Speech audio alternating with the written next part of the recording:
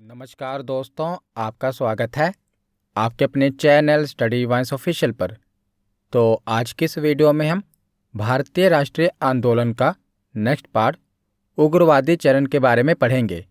तो पिछली वीडियो में हमने उदारवादी चरण के बारे में पढ़ा था। अगर आपने वो वीडियो नहीं देखी तो प्लेलिस्ट में जाकर ज़रूर देख लेना। तो आज हम उसका नेक्स्ट पार्ट उग्रवादी चरण के बारे में पढ़ेंगे। तो पहले हम देख लेते हैं कि आज की इस वीडियो में हम क्या क्या पढ़ेंगे। तो सबसे पहले हम देखेंगे कि उग्रवादी चरण का गठन कैसे हुआ, आखिर इसे उग्रवादी चरण कहा क्यों जाता है, इसके उदय के कारण क्या हैं, गरम दल के नेताओं के बारे में पढ़ेंगे। उसके बाद हम सबसे इम्पोर्टेंट पार्ट बंगाल विभाजन के बारे में पढ़ेंगे, स्वदेशी आंदोलन, होम रूल आंदोलन, और इतना कुछ पढ़ने के बाद लास्ट में हम प्रीवियस ईयर क्वेश्चन भी कवर करेंगे। तो ये वीडियो आपके लिए बहुत इम्पोर्टेंट होने वाली है। चाहे आप किसी भी परीक्षा की तैयारी कर रहे हों, यहाँ से आपको एक न एक प्रश्न जरूर देखने को मिलेगा। तो चलिए बिना देरी किए हुए वीडियो को शुरू करते हैं। तो चलिए वीडियो की शुरुआत करते हैं। तो जैसा कि मैंने आपको बताया था कि 1885 से लेके 1947 तक के इतिहास को 3 भागों में बांटा गया है। पहला है उदारवादी चरण, जिसमें हमने 1885 से लेके 1905 तक के इतिहास को पढ़ा था। दूसरा चरण है उग्रवादी चरण, जो हम आज की वीडियो में देखेंगे, जिसमें हम 1905 से लेके 1919 तक का इतिहास पढ़ेंगे।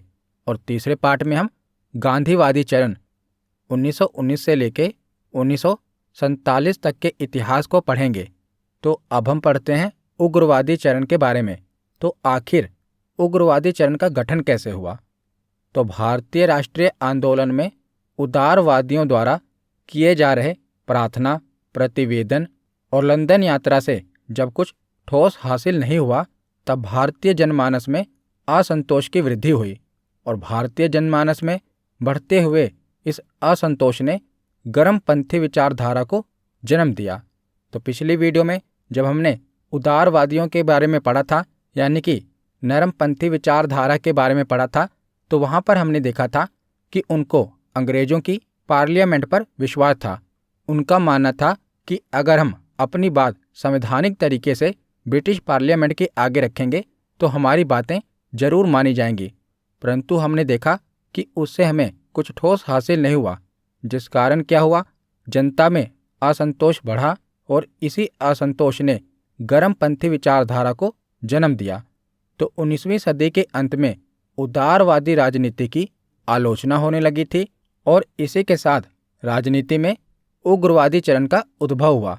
और उग्र नेताओं का मानना था कि कांग्रेस की आवेदन और निवेदन की नीति से कुछ भी हासिल नहीं होने वाला। यानी कि जो पहले उदारवादी नेता थे, वो जो प्रार्थना करते थे और अपील करते थे, उससे हमें कुछ भी हासिल नहीं होगा, उनकी विचारधारा पर चलकर हमें कुछ भी हासिल नहीं होगा। तो हमने पढ़ा था कि नरमपंथियों की विचारधारा क्या थी। तो उनकी विचारधारा को 3P के रूप में जाना जाता है, प्रे, पेटिशन और प्रोटेस्ट।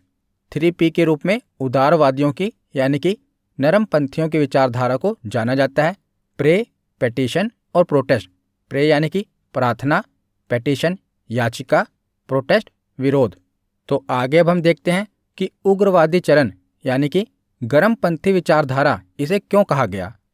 तो उग्रवादी नेताओं को उदारवादी नेताओं की तरह शांतिपूर्ण तरीकों यानी कि प्रार्थना और याचना में विश्वास नहीं था। इन्हें अंग्रेजों के आगे याचिका करने में विश्वास नहीं था। इनका कहना था कि हम अपनी मांगों को शांतिपूर्ण तरीके से रखेंगे, पर अगर सरकार नहीं मानेगी तो हम सक्रिय आंदोलन भी करेंगे। ये थी उग्रवादियों की विचारधारा कि हम अपनी मांगें सरकार के आगे शांतिपूर्ण तरीके से रखेंगे, पर अगर वो हमारी मांगें नहीं मानेंगे तो हम सक्रिय आंदोलन भी करेंगे। और इनके विरोध के जताने के तरीके थे जैसे कि जुलूस, हड़ताल, बहिष्कार, विरोध प्रदर्शन, पर ये हिंसा पर विश्वास नहीं करते थे। तो देखिए, जो उदारवादी थे यानी कि नरमपंथी थे, वो भी हिंसा में विश्वास नहीं करते थे, पर वो अंग्रेजों पर विश्वास करते थे। उनका मानना था कि प्रार्थना और याचिका से काम चल सकता है, यानी कि अगर वो संवैधानिक तरीके से अपनी बात रखेंगे तो उनकी बात मानी जाएगी। पर ऐसा नहीं हुआ। उसके बाद आए उग्रवादी नेता यानी कि गर्मपंथी विचारधारा, तो इनका अंग्रेजों पर विश्वास नहीं था। इनका एकमात्र उद्देश्य था अंग्रेजों को भारत से बाहर निकालें, और इसके लिए ये जुलूस, हड़ताल और विरोध प्रदर्शन करते थे, पर हिंसा पर विश्वास नहीं करते थे। इनसे आगे चलकर इनका भी एक एक्सट्रीम रूप आता है, वो कहलाए क्रांतिकारी। जैसे भगत सिंह, राजगुरु, ये क्रांतिकारी थे। ये हथियार, बमबारी और आगजनी का भी सहारा लेते थे। परंतु जो उग्रवादी नेता थे, ये बहिष्कार, विरोध प्रदर्शन तो करते थे, पर हिंसा पर विश्वास नहीं करते थे। यानी कि हथियार वगैरह चलाना, बमबारी वगैरह करना, आगजली करना, ये सब ये नहीं करते थे। परंतु हाँ, अपनी मांगों को ये जोरदार तरीके से आंदोलन कर कर रखते थे। और जो उग्रवादी नेता थे, ये अधिक शीघ्र परिणाम चाहते थे। जैसे उदारवादी नेता थे, वो अपनी मांगें अंग्रेजी सरकार के आगे प्रार्थना करके रखते थे, परंतु अंग्रेजों पर डिपेंड होता था। अंग्रेज क्या करते थे, उन मांगों को लटका कर रखते थे, उनका जवाब जल्दी नहीं देते थे। परंतु जो उग्रवादी नेता थे, ये अधिक शीघ्र परिणाम चाहते थे। तो आगे अब हम देखते हैं कि उग्रवादी चरण के उदय के कारण क्या क्या हैं, कि आखिर क्यों गर्मपंथी विचारधारा अस्तित्व में आई। तो सबसे पहले तो है राजनीतिक कारण। पहला राजनीतिक कारण है कि जो अंग्रेजी सरकार थी, जो कांग्रेस की मांगे थी, इनकी उपेक्षा कर रही थी, इग्नोर कर रही थी। दूसरा कारण है कि अंग्रेजी सरकार की भारतीयों के प्रति शोषणकारी नीतियाँ। तो जो अंग्रेजी सरकार थी, ये भारतीयों का काफ़ी शोषण कर रही थी। भारतीयों के प्रति अंग्रेजी सरकार की जो नीतियाँ थी, ये दमनकारी थी। उसके बाद है आर्थिक कारण। तो पहला आर्थिक कारण है कि ब्रिटिश सरकार का भारतीय वस्तुओं पर अत्यधिक कर लगाना। तो अंग्रेजी सरकार की आर्थिक नीतियों का मुख्य उद्देश्य क्या था, कि अंग्रेज व्यापारियों और उद्योगपतियों को लाभ पहुंचाना, जिस कारण ये भारतीयों द्वारा तैयार किए गए वस्तुओं पर क्या करते थे, अत्यधिक कर लगा देते थे। जिससे क्या होता था, विदेशी वस्तुएं सस्ती हो जाती थी और भारतीय व्यापारियों को काफ़ी नुकसान उठाना पड़ता था। तो अंग्रेजी सरकार का भारतीय वस्तुओं पर अत्यधिक कर लगाना, ये पहला आर्थिक कारण था। दूसरा कारण था पक्षपातपूर्ण नीतियाँ, यानी कि अंग्रेजों के लिए अलग कानून, भारतीयों के लिए अलग कानून।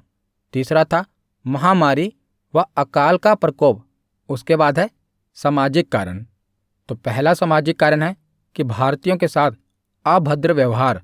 तो जो अंग्रेज थे, ये भारतीयों के साथ अभद्र व्यवहार करते थे। दूसरा कारण है कि अंग्रेजी सरकार का भारतीयों के प्रति भेदभावपूर्ण कानून। तो कई ऐसे कानून थे जिसमें यह दिखाया जाता था कि जो भारतीय हैं, ये अंग्रेजों से नीचे हैं। तो भेदभावपूर्ण कानून होते थे इनके। और तीसरा कारण है पश्चिमी सभ्यता को भारतीयों पर थोपना, यानी कि वेस्टर्न कल्चर को भारत पर फोर्सफुली थोपना। तो पश्चिमी सभ्यता को भारतीयों पर थोपना, ये तीसरा सामाजिक कारण था। तो इन्हीं कारणों के कारण क्या हुआ कि उग्रवादी चरण का उदय हुआ। तो आगे अब हम देख लेते हैं कि उग्रवादी चरण में, यानी कि गर्म दल के नेता कौन कौन से हैं। तो पिछली वीडियो में भी मैंने आपको बताया था कि मुख्य रूप से 4 गर्म दल के नेता थे। इनमें से 3 को लाल, बाल और पाल कहा जाता था। लाल यानी कि लाला लाजपत राय, बाल बाल गंगाधर तिलक और पाल विपिन चंद्र पाल। तो इन्हें सम्मिलित रूप से लाल, बाल और पाल कहा जाता था। और चौथे नेता हैं अरविंद घोष। तो ये चारों गर्म दल के नेता थे। तो आगे अब हम इन गर्म दल के नेताओं के बारे में कुछ महत्वपूर्ण तथ्य देख लेते हैं। तो सबसे पहले हैं बाल गंगाधर तिलक। तो बाल गंगाधर तिलक का जन्म 23 जुलाई 1856 को रत्नागिरी, महाराष्ट्र में हुआ था। और इनका उपनाम क्या है, तो बाल और लोकमान्य इनका उपनाम है।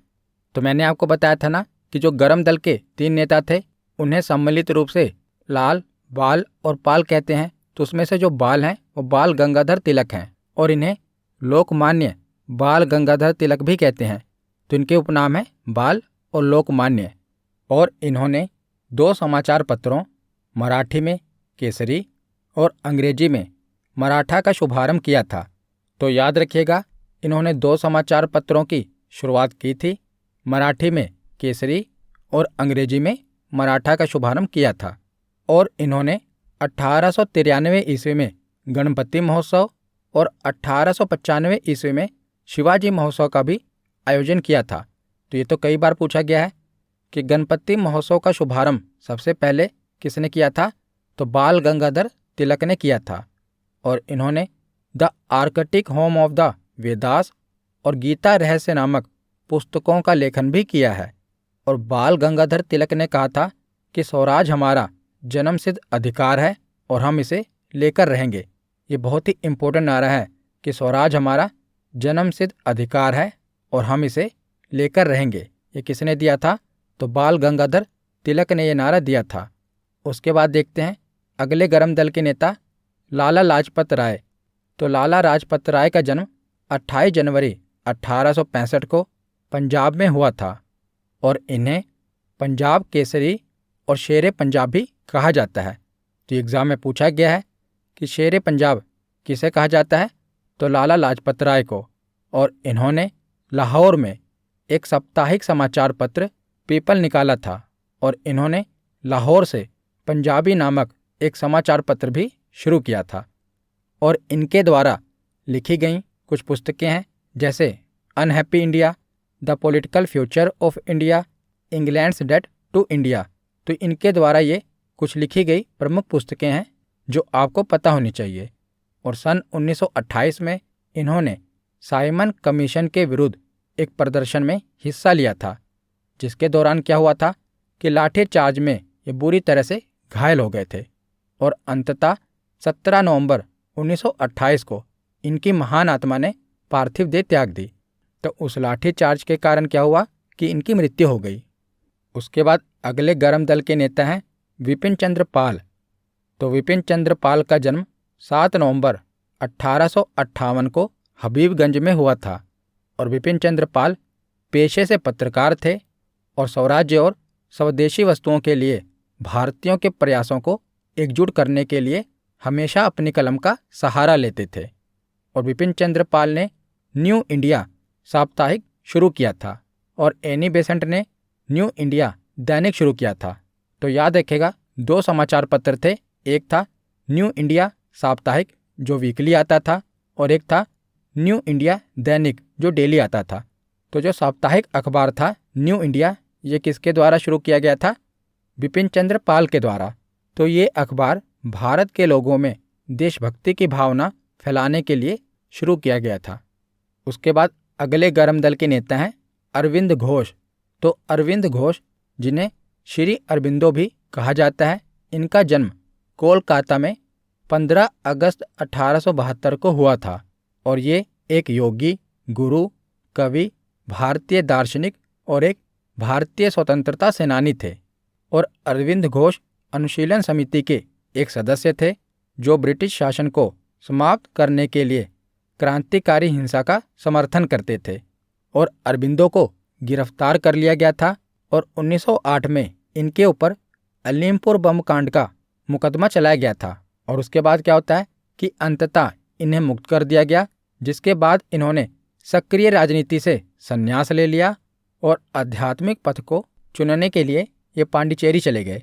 तो जब इन्हें जेल से रिहा किया गया ना, तो इन्होंने राजनीति से एक तरह से संन्यास ले लिया और ये आध्यात्मिक पथ को चुनने के लिए पांडिचेरी चले गए।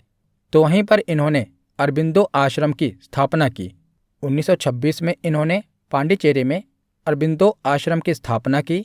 और इनके कुछ साहित्यिक कार्य हैं, जैसे कि the life divine, the synthesis of योग और सावित्री, ये इनकी कुछ पुस्तकें हैं। तो आगे अब हम इस वीडियो का इम्पोर्टेंट पार्ट बंगाल विभाजन के बारे में पढ़ते हैं, जो कि 1905 ईस्वी में हुआ था।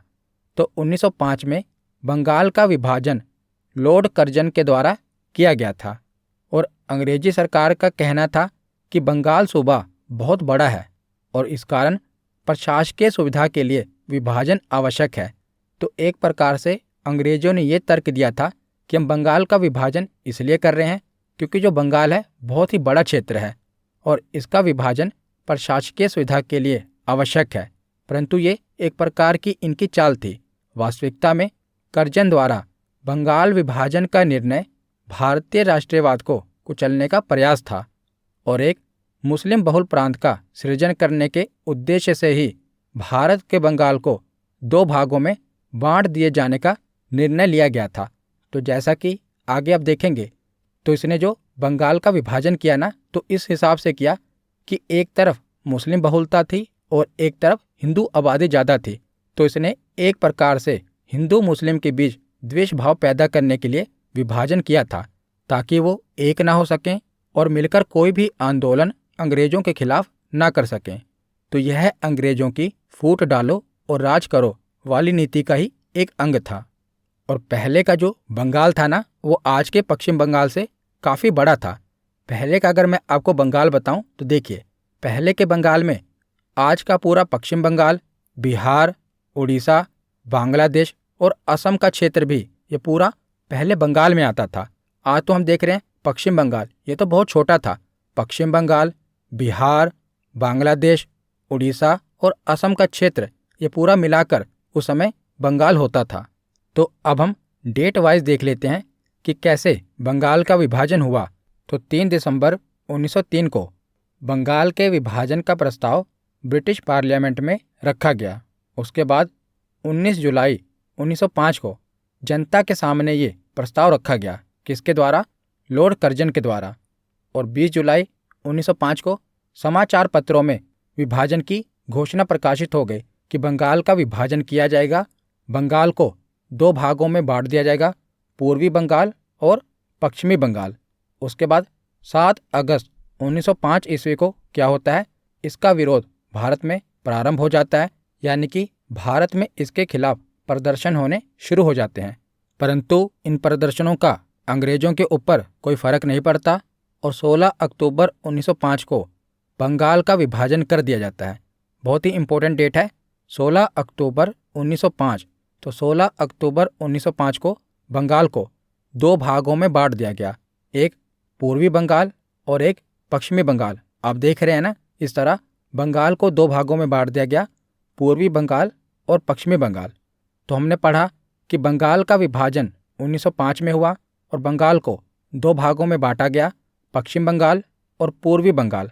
तो पूर्वी बंगाल में बंगाल का पूर्वी हिस्सा और असम को शामिल किया गया और पूर्वी बंगाल में मुस्लिम जनसंख्या बाहुल्य क्षेत्र था, यानी कि जब बंगाल को बांटा गया तो एक तरफ मुस्लिम आबादी ज़्यादा थी और एक तरफ हिंदू आबादी ज़्यादा थी। तो पूर्वी बंगाल मुस्लिम जनसंख्या बाहुल्य क्षेत्र था और जो पश्चिम बंगाल था इसमें बंगाल, बिहार और उड़ीसा वाला क्षेत्र शामिल किया गया था और यह हिंदू जनसंख्या बाहुल्य क्षेत्र था। तो बंगाल को एक हिसाब से हिंदू मुस्लिम आबादी के हिसाब से बांटा गया था। जिन क्षेत्रों में मुस्लिम आबादी ज़्यादा थी उसे पूर्वी बंगाल बना दिया गया और जिन क्षेत्रों में हिंदू आबादी ज़्यादा थी उसे पश्चिम बंगाल बना दिया गया। तो इस प्रकार बंगाल का विभाजन 2 टुकड़ों में कर दिया गया। तो 16 अक्टूबर 1905 से विभाजन लागू हो गया और विभाजन के फलस्वरूप बंगाल एवं संपूर्ण देश में रोष एवं विरोध की लहर फैल गई और 16 अक्टूबर 1905 को शोक दिवस के रूप में मनाया जाता है। तो जिस दिन बंगाल का विभाजन किया गया था उस दिन को शोक दिवस के रूप में मनाया गया था और रविंद्रनाथ टैगोर के आह्वान पर 16 अक्टूबर 1905 को रक्षाबंधन दिवस के रूप में मनाया गया था, ताकि हिंदू और मुस्लिम में आपसी भाईचारे को बढ़ाया जा सके। और बंगाल विभाजन के अवसर पर ही रविंद्रनाथ टैगोर ने अपना प्रसिद्ध गीत अमार सोनार बांग्ला लिखा था और यही गीत आगे चलकर बांग्लादेश का राष्ट्रगान बना। तो रविंद्रनाथ टैगोर जी ने भारत और बांग्लादेश 2 देशों का राष्ट्रगान लिखा है। तो अमार सोनार बांग्ला जो रविंद्रनाथ टैगोर जी ने लिखा था ना, ये आगे चलकर बांग्लादेश का राष्ट्रगान बनता है। तो जैसा कि हमने पढ़ा कि 1905 में बंगाल का विभाजन होता है, तो उसी समय उसका विरोध जताने के लिए स्वदेशी और बहिष्कार आंदोलन चलाया गया।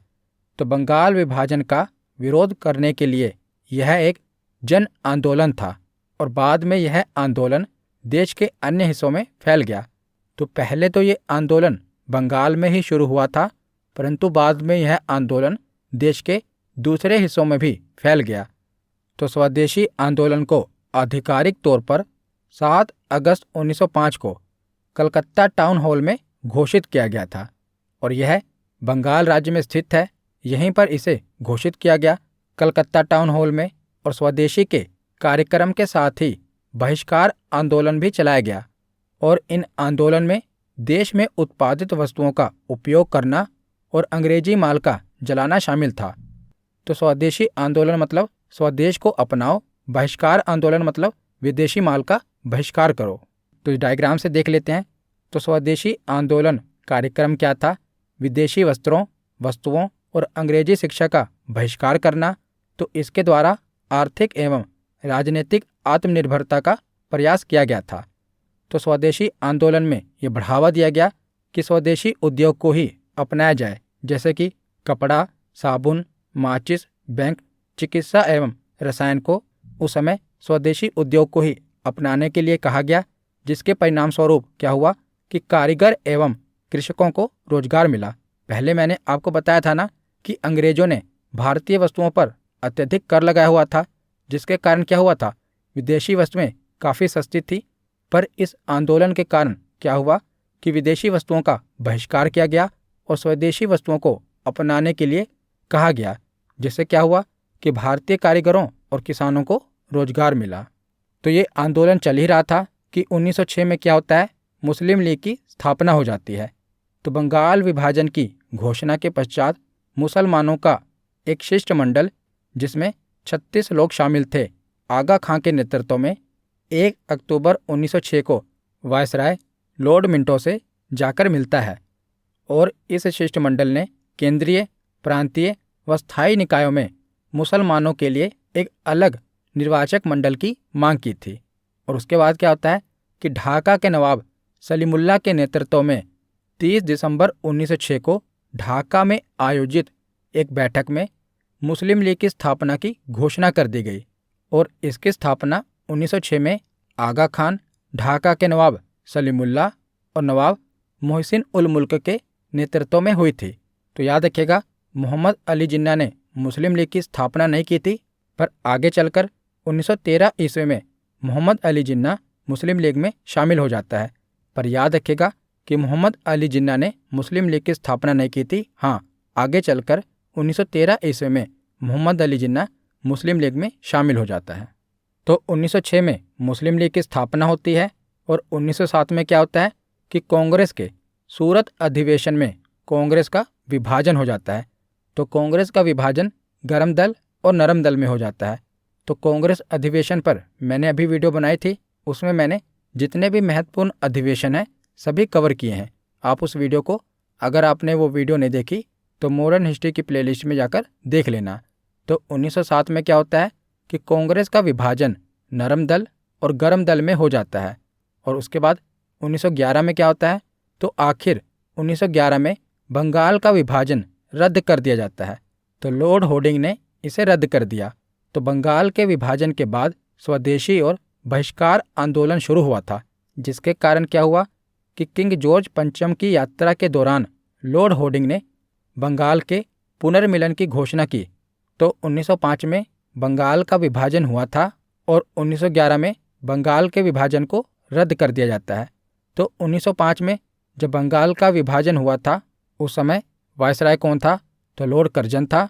और 1911 में जब बंगाल के विभाजन को रद्द कर दिया तो वायसराय कौन है, लॉर्ड होर्डिंग है, याद रखिएगा। उसके बाद आगे हम चलते हैं 1913 में। तो 1913 में गदर पार्टी की स्थापना होती है। तो गदर पार्टी भारत में ब्रिटिश शासन को समाप्त करने के लिए भारतीयों द्वारा आयोजित एक अंतर्राष्ट्रीय राजनीतिक आंदोलन था। तो इसका गठन कब हुआ था, तो गदर पार्टी की शुरुआत हुई थी 1913 में और इसका मुख्यालय अमेरिका के सैन फ्रांसिस्को में था और इसकी स्थापना लाला हरदयाल और सोहन सिंह भाखना ने की थी। तो याद रखिएगा, 1913 में गदर पार्टी की स्थापना होती है और इसके संस्थापक कौन थे, तो लाला हरदयाल और सोहन सिंह भाखना। उसके बाद आगे चलते हैं 1916 में। तो 1916 में कांग्रेस के लखनऊ अधिवेशन में नरम दल और गरम दल का फिर से आपस में विलय हो जाता है। जो हमने पीछे पढ़ा कि 1907 में क्या हुआ था कि कांग्रेस का नरम दल और गरम दल में विभाजन हो गया था, पर वही आगे चलकर 1916 में लखनऊ अधिवेशन में गरम दल और नरम दल का आपस में विलय हो जाता है। और इस अधिवेशन की अध्यक्षता किसने की थी, तो अंबिका चरण मजूमदार ने 1916 में कांग्रेस के लखनऊ अधिवेशन की अध्यक्षता की थी और 1916 में ही होम रूल लीग आंदोलन की शुरुआत होती है। तो यह प्रथम विश्व युद्ध के समय प्रथम भारतीय प्रतिक्रिया थी जो आयरिश होम रूल लीग से प्रेरित थी। तो भारत में जो होम रूल लीग की स्थापना की गई थी ना, ये आयरलैंड के होम रूल लीग से प्रेरित थी। तो इस आंदोलन का उद्देश्य राजनीतिक शिक्षा और सार्वजनिक बैठकों आदि के माध्यम से स्वशासन प्राप्त करना था। तो एनी बेसेंट ने मद्रास से होम रूल लीग की स्थापना की थी और बाल गंगाधर तिलक ने पुणे से होम रूल लीग की स्थापना की थी, याद रखिएगा। तो यहाँ पर हमारा थ्योरी सेक्शन कंप्लीट होता है।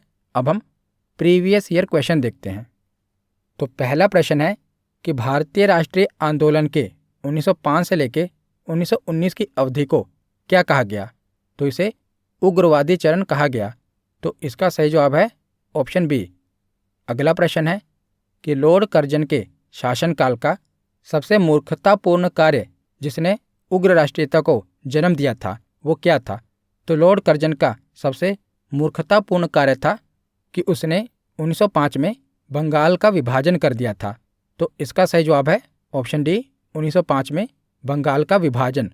अगला प्रश्न है कि वर्ष 1905 के बंगाल विभाजन के समय वायसराय कौन था? तो बंगाल विभाजन के समय वायसराय था लॉर्ड कर्जन। तो इसका सही जवाब है ऑप्शन ए। अगला प्रश्न है कि गदर पार्टी के एक प्रमुख नेता थे। तो गदर पार्टी के प्रमुख नेता कौन थे? लाला हरदयाल। और इस पार्टी का गठन हुआ था 1913 में।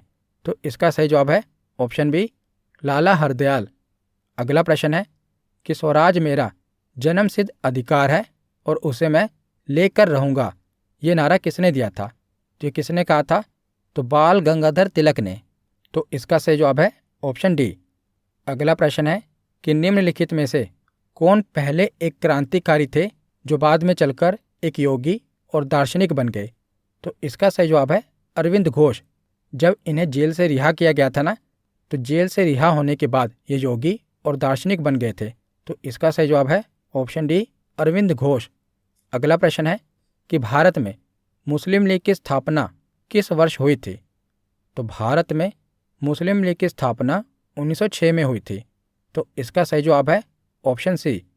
अगला प्रश्न है कि 1916 ईस्वी में मद्रास में होम रूल मूवमेंट के प्रवर्तक कौन थे? तो मद्रास से होम रूल लीग की स्थापना की थी एनी बेसेंट ने। तो इसका सही जवाब है ऑप्शन सी। अगला प्रश्न है कि शेरे पंजाब किसका उपनाम है? तो शेरे पंजाब किसका उपनाम है? तो इसका सही जवाब है ऑप्शन बी, लाला लाजपत राय का।